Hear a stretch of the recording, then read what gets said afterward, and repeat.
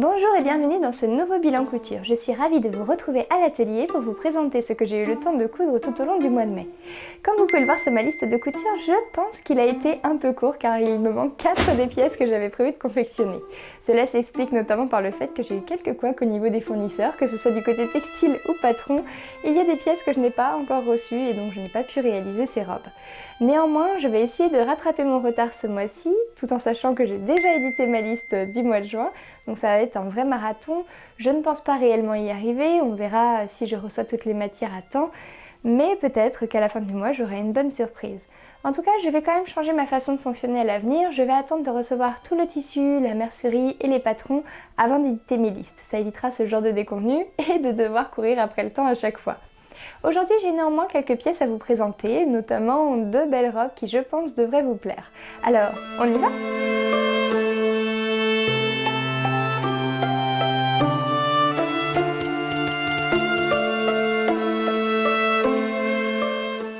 Commençons tout de suite par ma première réalisation. Il s'agit de la robe Orchidée de chez Direndo que j'ai réalisée dans une double gaze de coton de chez les Coupons de Saint-Pierre. C'est la 3e fois que je fais ce patron et à vrai dire, cette fois-ci, j'en suis satisfaite.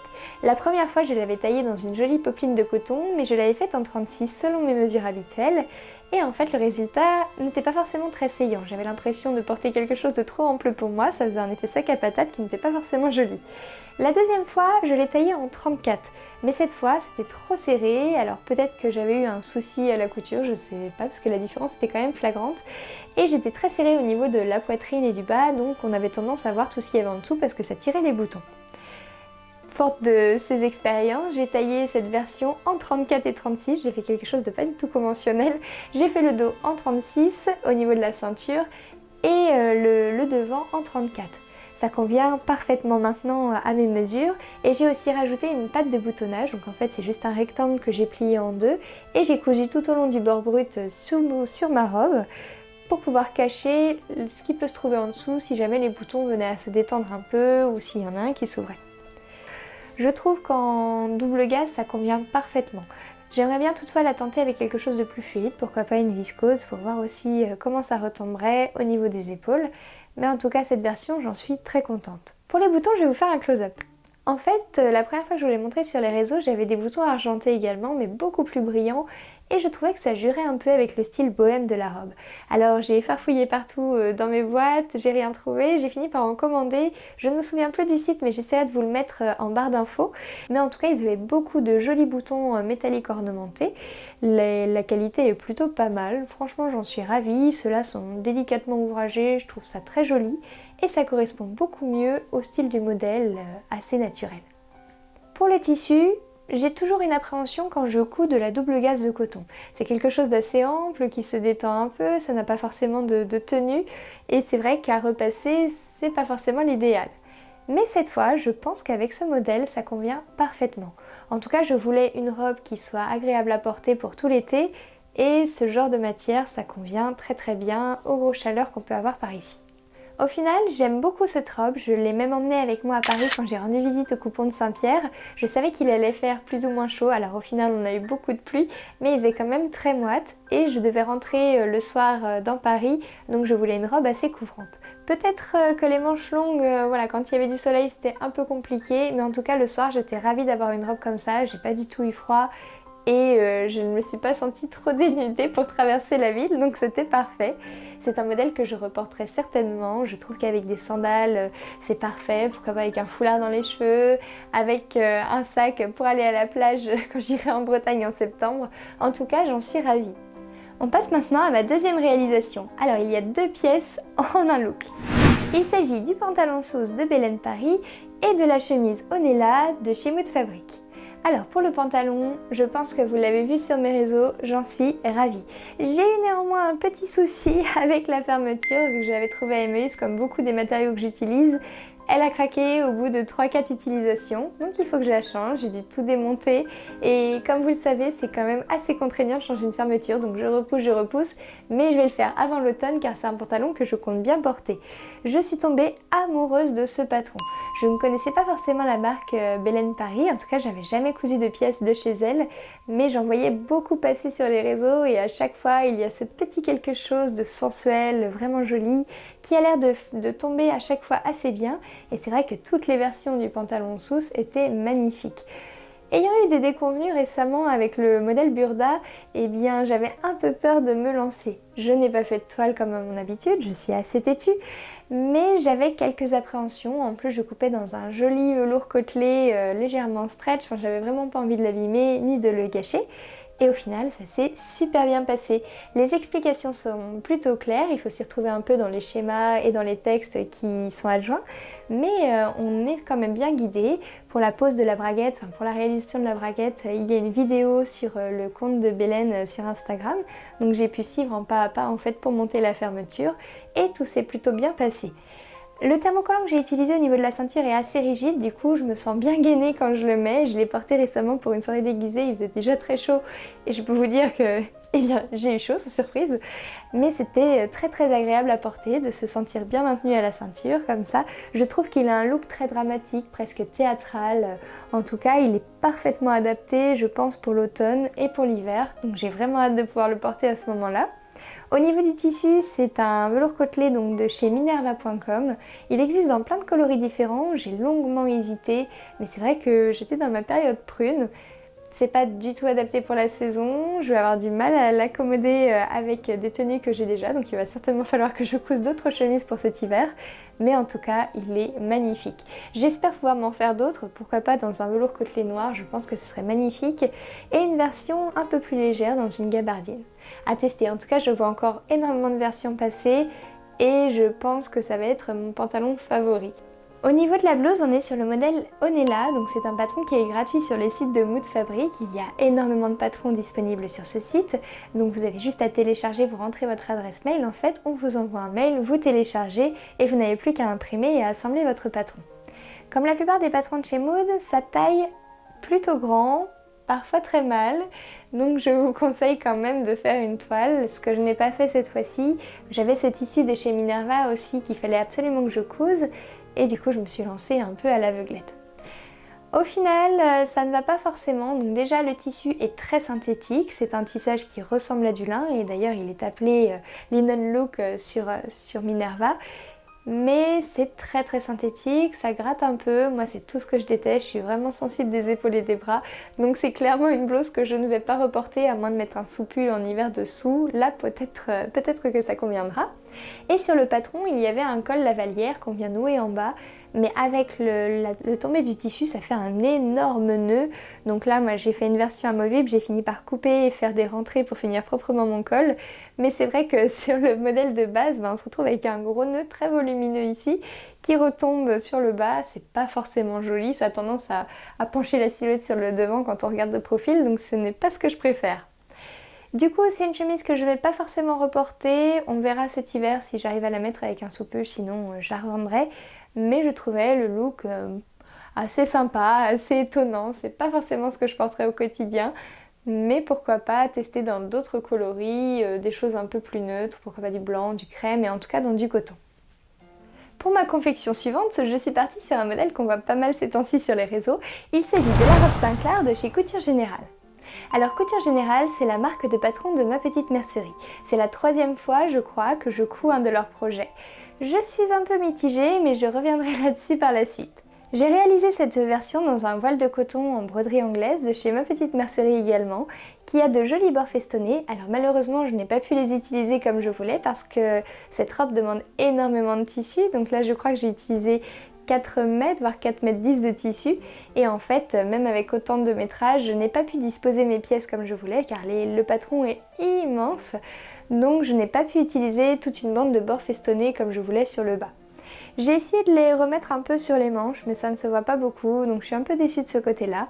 Après, c'est un apprentissage aussi. Je pense que maintenant, quand je vais travailler avec du tissu à bord festonné, il faut que je parte sur une jupe de forme rectangle pour ne pas avoir à rajouter quelque chose en bas et pouvoir couper mon tissu directement. Alors, comme je vous le disais, j'ai eu encore une fois quelques problèmes avec le patron. Bon, il y avait quelques petites coquilles sur la planche, ça à la limite, c'est pas trop grave, mais je pense que c'est symptomatique quand même de patrons qui sont trop vite développés.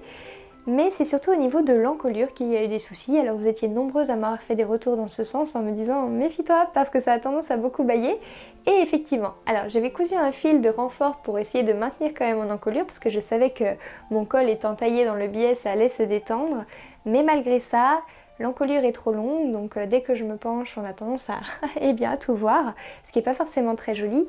Et je pense qu'en fonction des poitrines, si vous avez une plus grosse poitrine par exemple, ça va encore plus poser souci parce que finalement, ça va ne faire qu'écarter le haut du tissu. Donc méfiez-vous. Peut-être mettre une bande de laminette ou un renfort élastique ou alors tout simplement rajouter un peu plus de tissu. Mais encore une fois, c'est un peu dommage pour un patron qui demande autant de tissu de ne pas être abouti à 100%.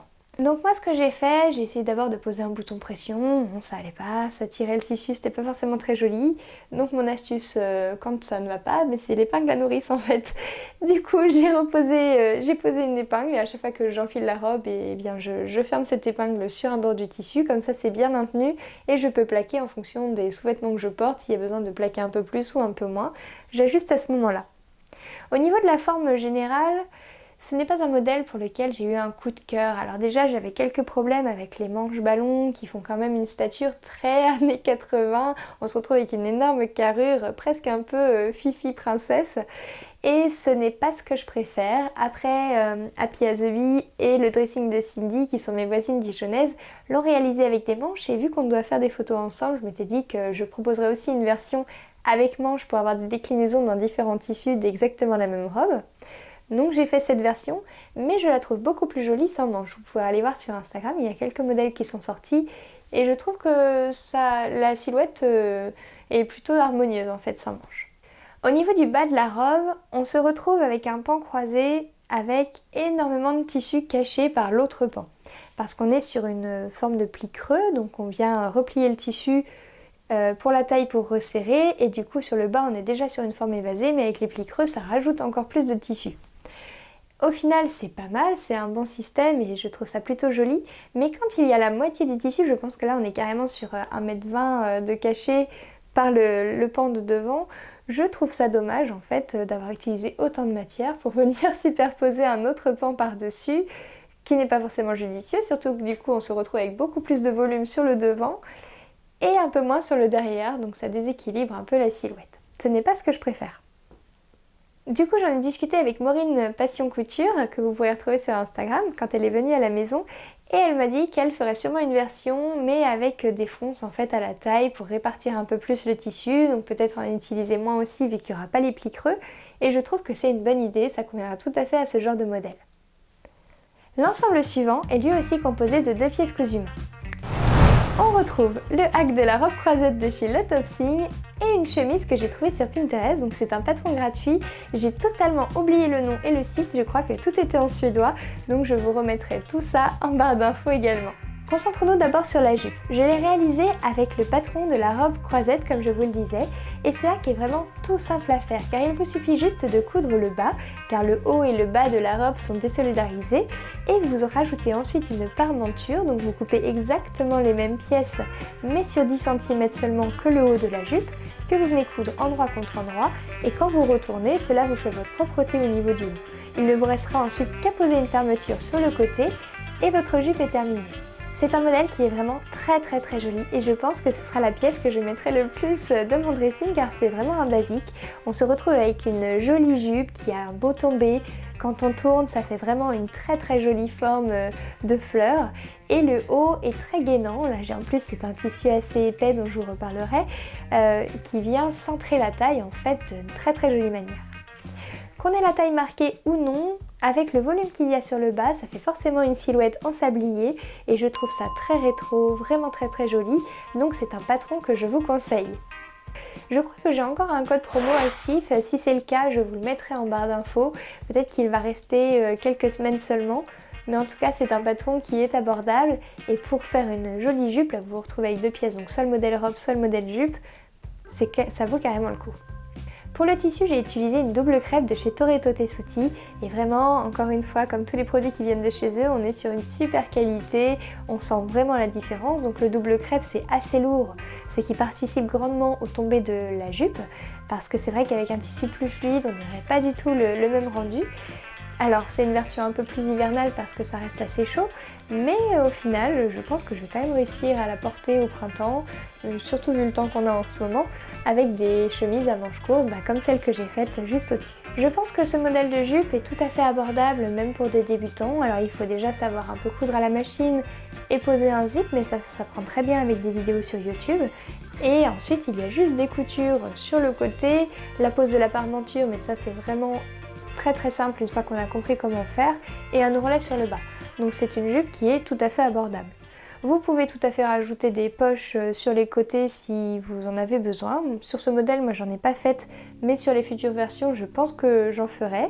Je projette de faire déjà d'autres modèles dans d'autres tissus. J'aimerais beaucoup faire une version en tartan pour cet hiver. On verra si j'arrive à trouver un joli tissu. Mais en tout cas, je trouve que c'est un beau modèle avec un beau rendu. Pour le haut, on est un petit peu sur de l'impro. J'avais pas du tout prévu de coudre ce genre de pièces ce mois-ci, mais j'ai eu un jour de battement en attendant les tissus de ma liste, d'ailleurs que je n'ai pas reçu par la suite, donc j'en ai profité pour coudre un peu les tissus que j'avais dans mon étagère. Je chine énormément de tissus à Emmaüs et c'est vrai que s'il me plaît sur le coup, une fois rentrée à la maison, des fois c'est un petit peu compliqué. Souvent les motifs sont particuliers, les couleurs ne sont pas forcément celles que je porte, ou même les matières peuvent être parfois délicates. Là on est presque sur une toile parapluie, c'est un peu bizarre. Et du coup je me suis lancé le défi de finir mon stock. Donc je vous ai proposé sur Insta de voter pour le tissu que j'allais utiliser. Je vous ai présenté 3 coupons et vous avez choisi celui-ci. Du coup c'est un tout petit métrage, je crois qu'on avait 1,20 m de tissu et je n'avais pas de patron en stock qui aurait pu convenir pour ce genre de matière, donc j'ai cherché un petit peu sur Pinterest et je suis tombée sur ce patron de blouse qui fait tout à fait rétro. Par contre, le modèle est entièrement en suédois.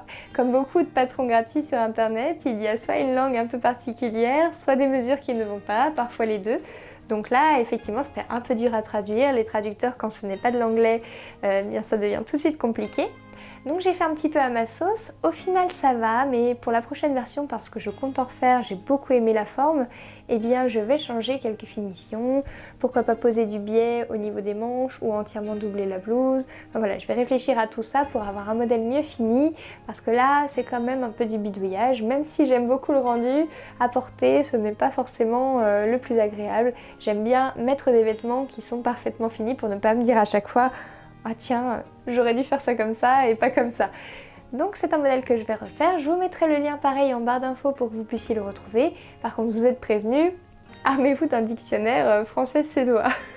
Avant de passer aux accessoires que j'ai cousus ce mois-ci, je vais vous présenter la dernière robe que j'ai réalisée. Vous l'avez certainement vue sur les réseaux, elle a eu beaucoup de retours, c'est vrai qu'elle ne laisse pas forcément indifférent. Je vous présente le modèle Isila de chez Pattern Co. Quand j'ai vu passer ce modèle lors de mes récentes recherches, parce que j'aime bien chercher de nouveaux patrons à vous faire découvrir ou de nouvelles marques, eh bien j'ai tout de suite flashé. On ne peut que succomber à cette encolure de princesse, à ce tombé hyper bohème, très joli. Vraiment, ça a été un coup de cœur total. Quand j'ai contacté Pattern Co en lui disant que j'aimerais beaucoup réaliser ces modèles, parce que c'est vrai que j'avais flashé sur beaucoup d'entre eux, elle a plein de manches qu'on ne voit nulle part ailleurs, de petites robes, de pantalons qui sont vraiment magnifiques, eh bien elle m'a quand même mis en garde sur le niveau du patron en me demandant si je savais bien coudre.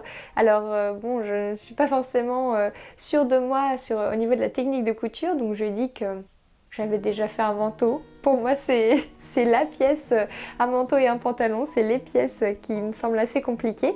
Donc elle m'a dit qu'il n'y aurait pas de souci et je me suis lancée. Alors, je pense que ce patron va faire craquer beaucoup de personnes. Il faut néanmoins savoir qu'il n'y a pas de livret explicatif fourni. Donc vous êtes un peu lâché dans le vide. Il y a toutefois une vidéo pas à pas. Elle est en espagnol, sous-titrée anglais. Et il y a plein de passages où je n'avais pas du tout les mêmes techniques en fait que la personne qui les réalisait. Rien que pour les fronces par exemple, elle le fait au fil de bâti à la main. Moi j'ai tendance à les faire à la machine. Pareil pour le positionnement des pièces. Donc même si ça m'a un peu aidée, j'ai au final bidouillé toute seule. Donc il faut vraiment le prendre en compte. Pour le métrage, je crois que j'ai utilisé un peu moins de 3 mètres de tissu. Alors j'avais un lèse en 130, c'était un peu compliqué, je n'ai pas pu poser ma jupe au pli. Donc au final, j'ai gardé ma largeur de taille, mais j'ai un peu rogné dans le bas pour avoir une jupe qui n'est pas un demi-cercle, mais entre le quart de cercle et le demi-cercle. Ça passe, je pense que le résultat est plutôt joli, mais voilà, c'est à noter, il faut un peu de tissu et quelques bases en couture. Au niveau du textile, j'ai utilisé un tissu qui vient de chez Lady McElroy, donc c'est vraiment ma maison de tissus favorite. Les motifs sont délicats, vraiment très très fins, très bien réalisés, les couleurs sont belles et vibrantes. On se retrouve sur un tissu qui est magnifique, qui a un beau tombé. Là on est sur une popeline de coton et on dirait presque une viscose tellement il tombe bien, tellement il est joli et agréable. Il se froisse peu malgré tout alors que c'est une popeline et j'en suis vraiment très très contente. Je pense que je recommanderais des tissus chez eux, j'aime beaucoup travailler avec cette maison, mais attention, il y a souvent des frais de douane quand vous commandez en Angleterre, donc je préfère vous prévenir. N'hésitez pas à vous mettre à plusieurs pour réduire les frais de port et au cas où des frais et des taxes supplémentaires, mais vraiment ce sont des tissus que je vous conseille car à chaque fois ils sont sublimes. C'est une robe que j'ai portée récemment à un mariage et c'est vrai qu'elle a fait beaucoup d'effets, elle a beaucoup plu. En même temps, la forme change complètement de ce qu'on a l'habitude de voir, ça fait une vraie robe de princesse, on est plutôt bien dedans. Moi j'ai passé un bon moment, elle ne m'a pas du tout posé souci. Elle a tendance encore un petit peu à tomber, pourtant j'ai resserré, donc c'est la deuxième modification que j'ai faite. J'avais 5 cm je crois de chaque côté, ce qui est plutôt énorme, de la fermeture, donc je les ai enlevés pour resserrer un peu. Alors vu qu'il n'y a pas de livret, je ne sais pas si c'est moi qui ai loupé quelque chose ou c'est le patron qui taille un peu grand, mais en tout cas j'ai réduit. Et j'ai reposé aussi un ruban gros grain à l'intérieur de la taille, donc j'ai fait une couture sur les 2 pièces de devant, une couture sur les pièces de côté, et ensuite je n'ai pas cousu mais j'ai mis 2 agrafes derrière, donc le ruban fait mon tour de taille moins 2 cm, c'est un peu plus serré pour que ça maintienne un petit peu le bustier et qu'on ne se retrouve pas avec une robe qu'on est tout le temps obligé de remonter. Alors entre temps j'avais pas mangé ou il y a quelque chose qui a changé, donc le ruban était pile poil à ma taille, il avait quand même tendance à retomber un petit peu, donc il faudrait que je le resserre légèrement. Alors on finit ce bilan couture par une petite découverte. Mélanie de la marque Faye m'a récemment envoyé son kit Pick Me Up, donc le trio de pochettes, et je dois vous dire que ça a été une véritable découverte. J'ai adoré coudre du cuir, j'ai vraiment passé un bon moment, ça a été un plaisir. Découvrir une nouvelle matière, eh bien je ne sais pas si ça vous le fait, mais moi ça m'a ouvert plein de perspectives, plein d'envie de réaliser des nouvelles pochettes, des sacs, des portefeuilles. En tout cas, j'ai vraiment envie de réaliser tous mes cadeaux de Noël en cuir cette année. À voir si j'arrive à le faire, mais j'ai envie d'acheter d'autres kits chez Mélanie. Comme ça, je pourrais réaliser son petit portefeuille porte-monnaie Cashme ou le sac Hop qui est vraiment très très joli. Donc je vous reparle du kit un peu plus en détail dans le vlog que je devrais bientôt sortir. Je ne sais pas si le vlog sortira avant le bilan, je ne sais pas trop dans quel sens le faire, on verra. Mais en tout cas, vous pourrez retrouver toutes les infos sur le site que je vous mettrai en barre d'infos. Donc dans le kit, on a la grande pochette avec fermeture, tout est fourni bien sûr au niveau de la mercerie. Donc on a la fermeture, on a la petite étiquette de feuille aux jolies couleurs printanières, le cuir et on a également un petit rivet pour la pochette intermédiaire avec des petites étiquettes sur les côtés. Et on a aussi de quoi réaliser le porte-cartes. Moi j'adore, je le trouve vraiment trop mignon, je m'en sers déjà pour mettre mes cartes de visite. Il faut savoir que le fil et l'aiguille ne sont pas fournis dans le kit, donc ça c'est à vous de trouver une aiguille cuir, mais on en trouve quand même dans toutes les merceries, et du fil assorti au cuir que vous aurez commandé, puisqu'il y a plusieurs coloris que vous pourrez découvrir sur le site. Alors je vous le redis, mais il faut pas trop les bruiter. Moi j'ai cousu tout le cuir avec une aiguille jean parce que j'avais que ça à la maison et j'avais trop hâte de tester. Ça s'est bien passé, mais voilà, je ne le conseillerais pas forcément parce que ce n'est pas ce qui est indiqué sur le kit. Donc faites quand même attention si vous décidez d'utiliser une aiguille autre qu'une aiguille pour le cuir, on ne sait jamais. Alors vu que le cuir est une matière assez précieuse de par sa provenance et de par son prix, je ne voulais absolument pas jeter mes chutes et donc j'ai eu assez pour réaliser un bracelet type un petit peu manchette. J'avais quelques accessoires de réalisation de bijoux dans mes boîtes. J'ai mis une petite breloque au milieu.